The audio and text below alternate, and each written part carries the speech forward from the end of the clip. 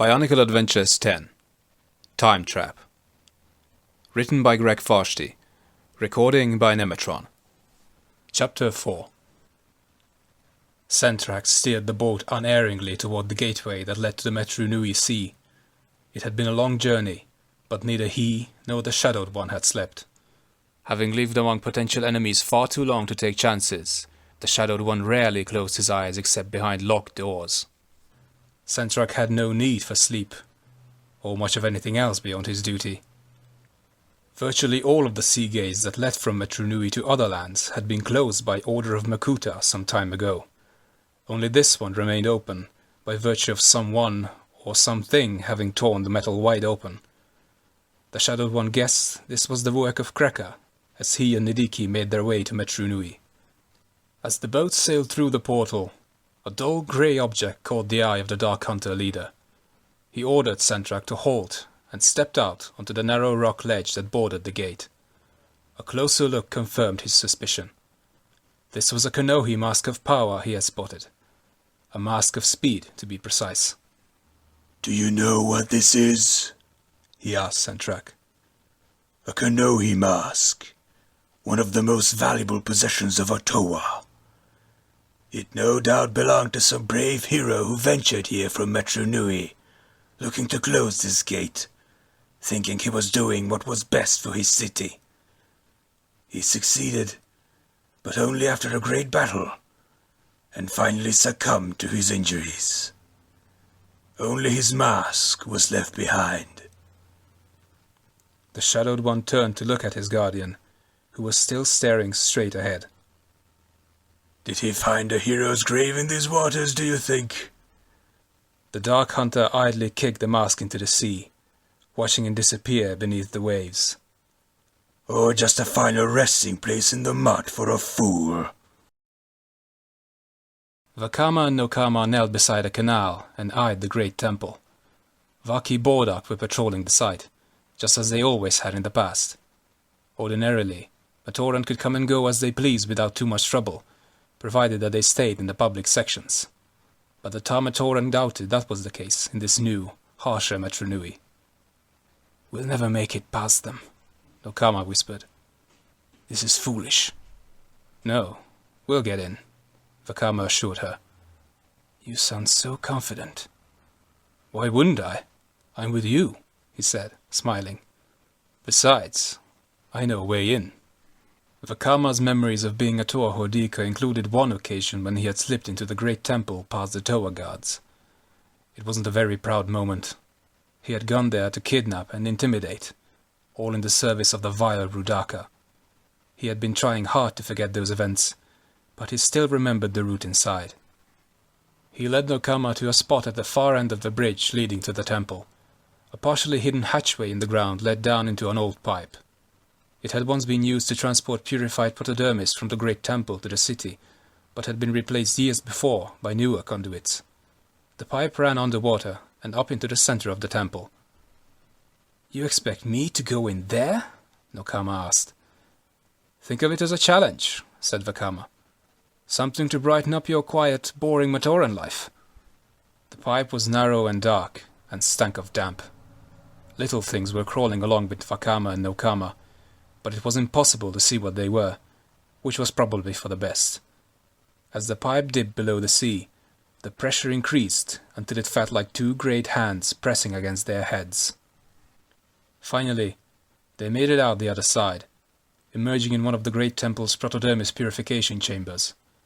Vakama motioned for Nokama to follow him quietly, since there were Gamatoran workers in the room who wouldn't appreciate the sight of intruders. Together, they slipped through the shadows and made their way out into the corridor. "Now where?" asked Vakama. "Everything that exists on the Mask of Time is just legends," Nokama replied, looking around. She was obviously uncomfortable about being here. "No one even knew for certain that it could be made. How did you—" "Never mind," Vakama said.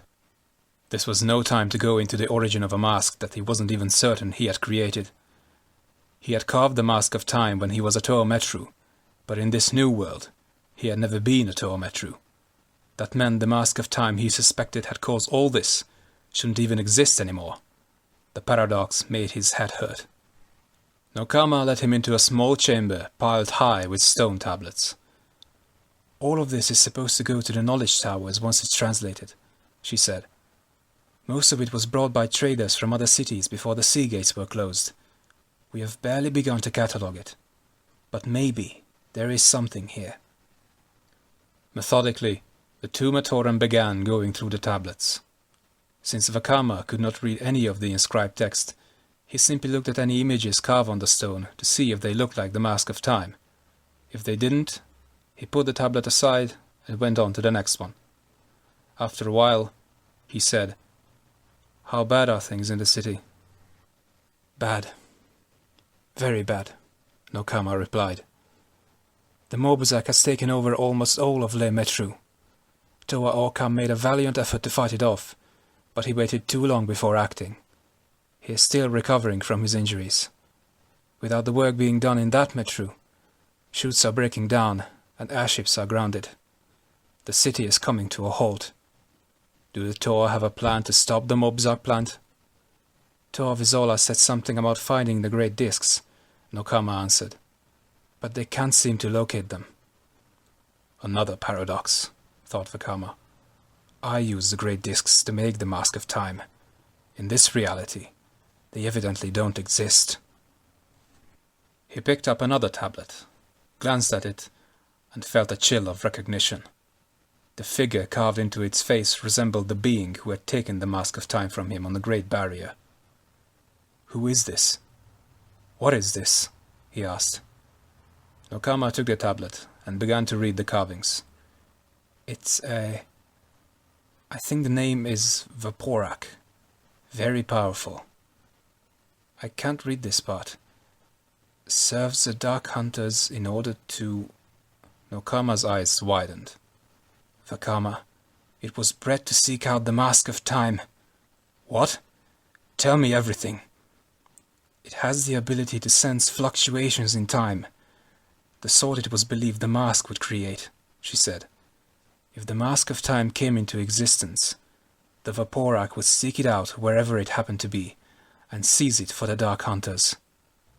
Nokama glanced up at Vakama. "Why is this so important? Tell me the truth. Have you seen this thing in Metru Nui? Now do you see why I said the hiding place is so important? Maybe too important to be entrusted to you?" Vakama nodded. "Maybe you're right, Nokama.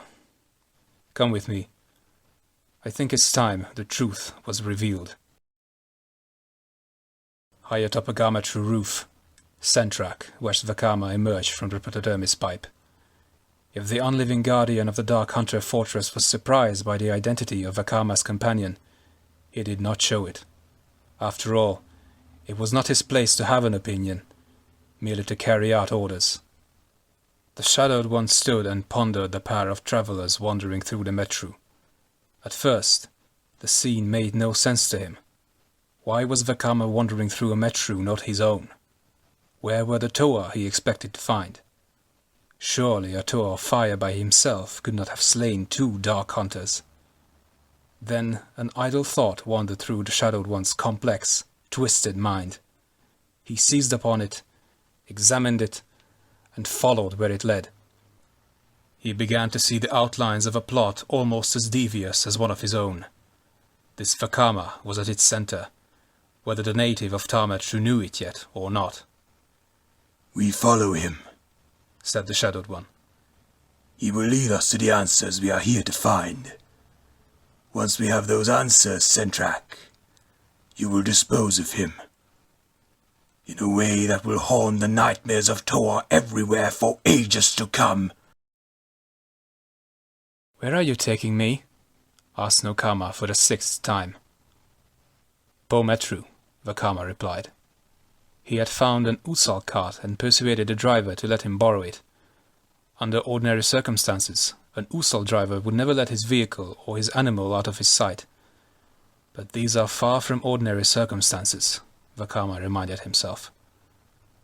"Is that where the Mask of Time is hidden?" "Something is hidden there," he said. "If I'm right, something just as destructive as the mask. something I had hoped never to see again.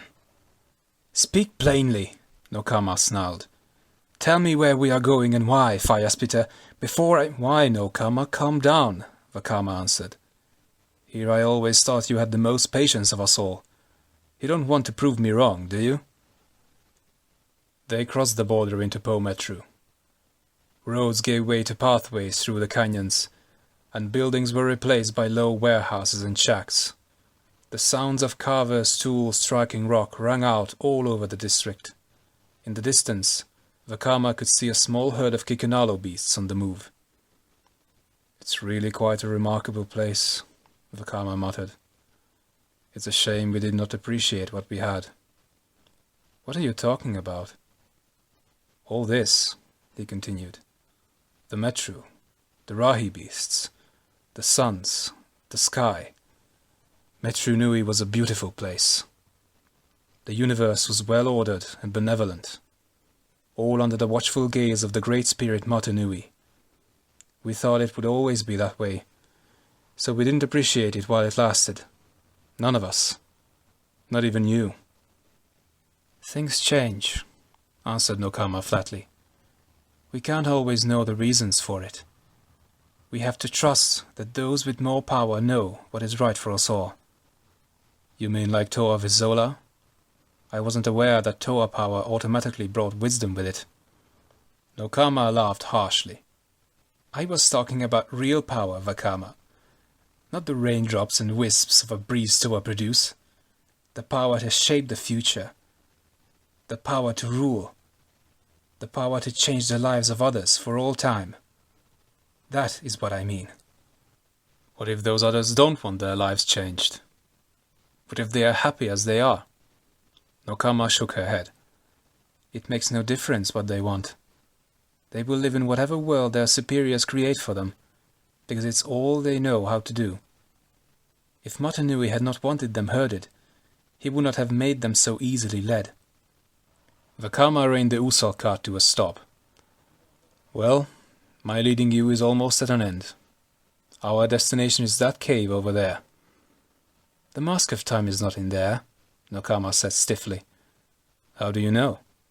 "I just do. I'm not going in there." Vakama was about to comment that it was a good thing then that he was the one driving, but before he could speak, the cart rocked violently, throwing him to the rocky ground.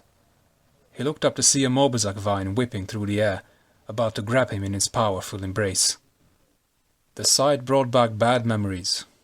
The morbizak plant creature had been created by Makuta as part of his plan to take over Metru Nui.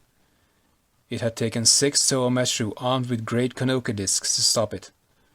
Reduced to a Matoran, Vakama would have no chance against it alone. That fact made it all the more disturbing that Nokama was still sitting in the cart as if nothing were wrong. "Nokama! Do something!" he shouted, narrowly avoiding the vine's blow. "This is a bad place," the Gamatoran replied. "We should leave." "Now there's a shocking bit of news," Vakama thought as the morbizak went after him again. He picked up a rock and threw it at the vine. The morbizak caught it in mid-air and smashed it on the ground. Dust and bits of rock flew into the air, blinding Vakama. The plant creature saw his chance. 2 vines snaked around Vakama and began to pull him toward the hole in the ground from which they had emerged. Vakama dug his feet into the ground and struggled with all his might, but could not break the plant's grip. In a matter of seconds, he would be below the surface and probably lost forever. This was enough to rouse Nokama to action. She leaped off the cart with speed and agility Vakama had never seen before, charged the vine, and threw her arms around it. For a moment, he wondered if she seriously believed she could wrestle the morbizak into submission. Then, to his amazement, the vines abruptly dropped him and retreated down the hall, trailing a thin stream of black sap. Nokama turned to look at Vakama, but did not offer a hand up. "Now can we go?" she asked. "You can if you like," Vakama answered, brushing himself off. "I have to see someone about a mask." He climbed into the Usal cart and took the reins. Reluctantly, Nokama took her place again beside him. In a cavern far below their feet, the plant creature nursed its wound. The blue one had hurt it, although not badly. Still, pain had not been part of the arrangement. It might, the creature thought, be time to reconsider this deal. I play a small role in this grand plot, it's true, the plant being continued. And yet, I may be the only one who knows the true power behind events. So I will wait, and I will watch, and Vakama will hear from me again. End of chapter 4.